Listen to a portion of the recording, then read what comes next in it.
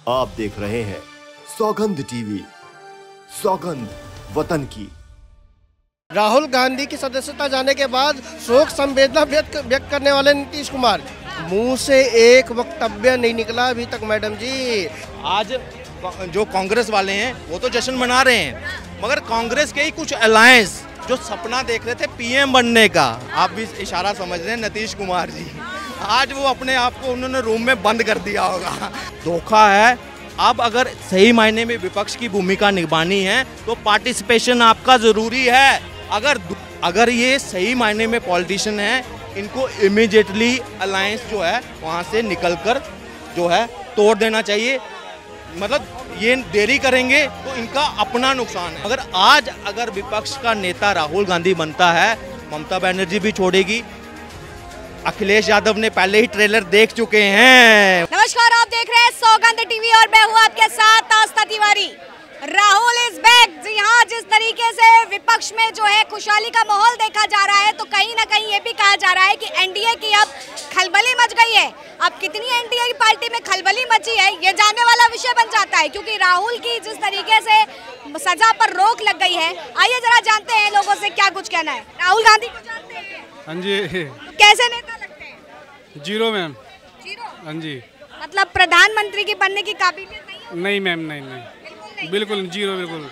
Rahul is back, क्या लगता है? तो अच्छा है, अगर राहुल जी आ गए हैं तो भाजपा के सभी नेता खुश हैं, और सबसे ज़्यादा परेशान है आपके नीतीश कुमार। क्यों परेशान है? मैं भी ट्विटर ही चेक कर रहा था। मैं भी और ट्विटर सीरियल वाइज चेक कर रहा था। नीतीश कुमार, जब राहुल गांधी की सदस्यता गई थी तो सबसे पहले ट्वीट करने वाले दिल्ली के मुख्यमंत्री अरविंद केजरीवाल जी। एक ट्वीट नहीं आया उनकी सदस्यता बहाल होने पे। नंबर 1, राहुल गांधी की सदस्यता जाने के बाद शोक संवेदना व्यक्त करने वाले नीतीश कुमार, मुंह से एक वक्तव्य नहीं निकला अभी तक। मैडम जी, विपक्ष की खलबली तो नहीं बता रही है कि कहा जा रहा है एनडीए में खलबली मच गई, लेकिन कहीं ना कहीं विपक्ष में खलबली मच गई है। अभी ये इंडिया जो बात कर रहे थे INDIA डबल आई की, और इनका वो हाल होने वाला है। ये सब केवल आई हटा दीजिए तो एनडीए बचता है। वास्तविकता यही है, क्योंकि आई जाता है इन सबको, इंडिया वालों को पता है क्या है, आई सबको अपने आई की चिंता है। आरजेडी को अपने आई की चिंता है, तेजस्वी यादव को। बिहार में जेडीयू को अपने आई की चिंता है, वो नीतीश कुमार है। कांग्रेस को अपने आई की चिंता है, वो राहुल गांधी है। तो आई तो दो ही है, बचता है एनडीए। कुछ होने वाला नहीं। राहुल जी आ गए, भाजपा खुश है, और जो बदनाम, जो नाखुश है अब। तो मतलब कि राहुल के वापस आने से केवल एनडीए ही खुश है, क्या लगता है सर? एनडीए ज़्यादा खुश है। स्टार प्रचारक की वापसी हुई है, वो बोलता रहना चाहिए। अगर वो बोलता रहेगा तो एनडीए को कुछ करने की ज़रूरत ही नहीं पड़ेगी। उसके भाषण ही ऐसे हैं कि एनडीए की तरफ वो है कि जनता जो है ना बोलती है नहीं, ऐसा आदमी नहीं चाहिए हमें। ठीक है, वो पहले ही एनडीए की तरफ, अगर उनका मन कहीं और भटके भी ना तो इनके भाषण सुनकर वो वापस आ जाते हैं, नहीं एनडीए अच्छी है, इससे तो बेटर है। आज सबसे बड़ी एक चिंता पता क्या है, आज जो कांग्रेस वाले हैं वो तो जश्न मना रहे हैं, मगर कांग्रेस के ही कुछ अलायंस जो सपना देख रहे थे पीएम बनने का, आप भी इशारा समझ रहे हैं, नीतीश कुमार जी, आज वो अपने आप को उन्होंने रूम में बंद कर दिया होगा और सोच रहे होंगे कि अब मैं क्या करूं, लालू ने भी धोखा दे दिया। ठीक है, अब तो ये हमें, अब पीएम फेज तो राहुल गांधी के अलावा और कोई बन नहीं सकता। बड़ी पार्टी अगर देखा जाए तो कांग्रेस है उनकी नज़र में। तो ये एक तरह का अब अलायंस जो इंडिया I.N.D. ये बनाया था ना, ये अब डॉट रह जाएंगे। इनके सारे जो अलायंस पार्टनर है ना वो हटते जाएंगे। दिल्ली में अध्यादेश आया, जो दिल्ली का अध्यादेश था उस पर भी कल लोकसभा में पास हो गया, राज्यसभा में भी पास हो जाएगा। अब अरविंद केजरीवाल क्या करेंगे, वो तो आए ही इसी अध्यादेश के ऊपर थे।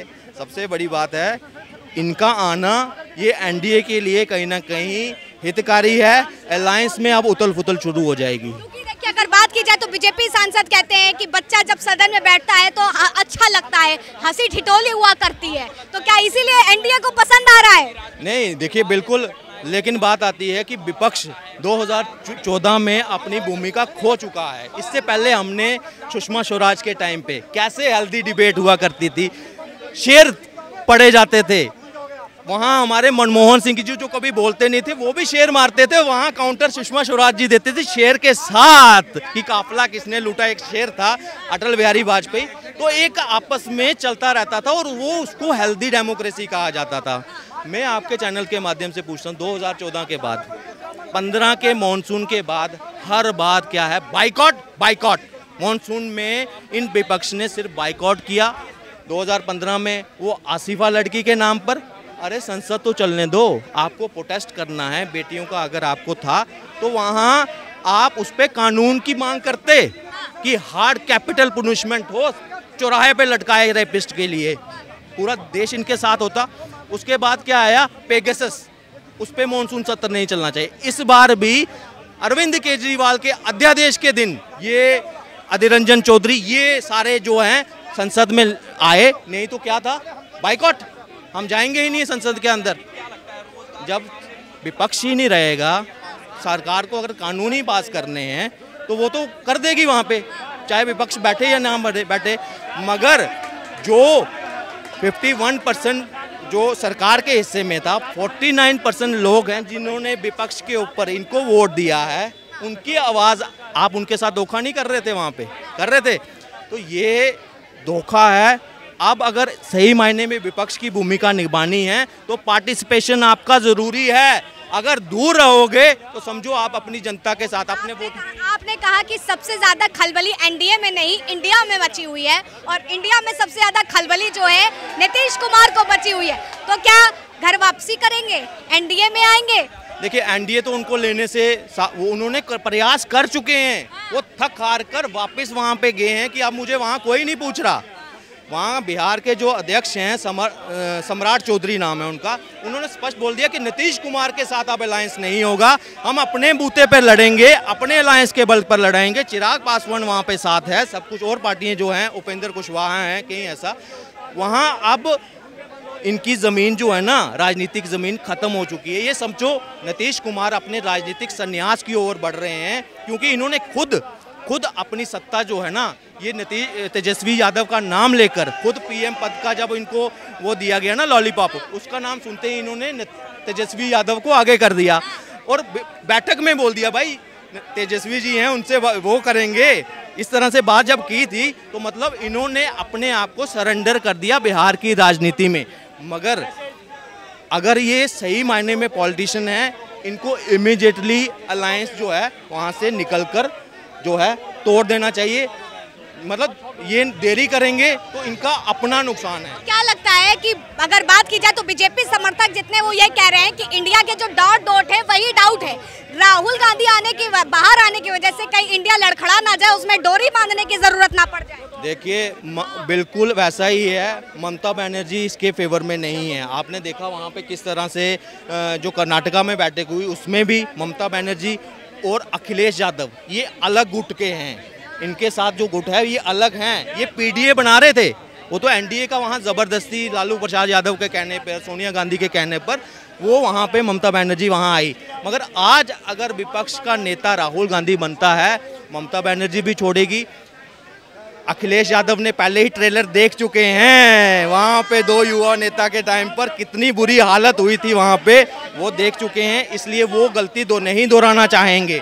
अभी ज़बरदस्ती का अलायंस है चाहते थे, मगर जिस तरह से ओपिनियन पोल अभी से आने शुरू हो गए हैं, सी वोटर सर्वे आने शुरू हो गए हैं, तो ये इनकी टांकें काँप रही हैं कि हमने अलायंस तो बना दिया मगर ये नुकसान है हमारा।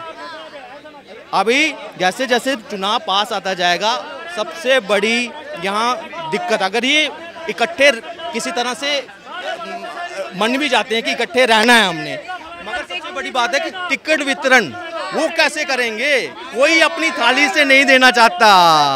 तो यही है कि कोई किसी को अपनी थाली का देना नहीं चाहता है। तो राहुल इस बैग के बाद क्या कुछ इंडिया में खलबली मचने वाली है, ये देखने वाला विषय रहेगा। फिलहाल तब तक के लिए आप बने रहे सौगंध टीवी पर। कैमरा पर्सन सुमित के साथ आस्था तिवारी।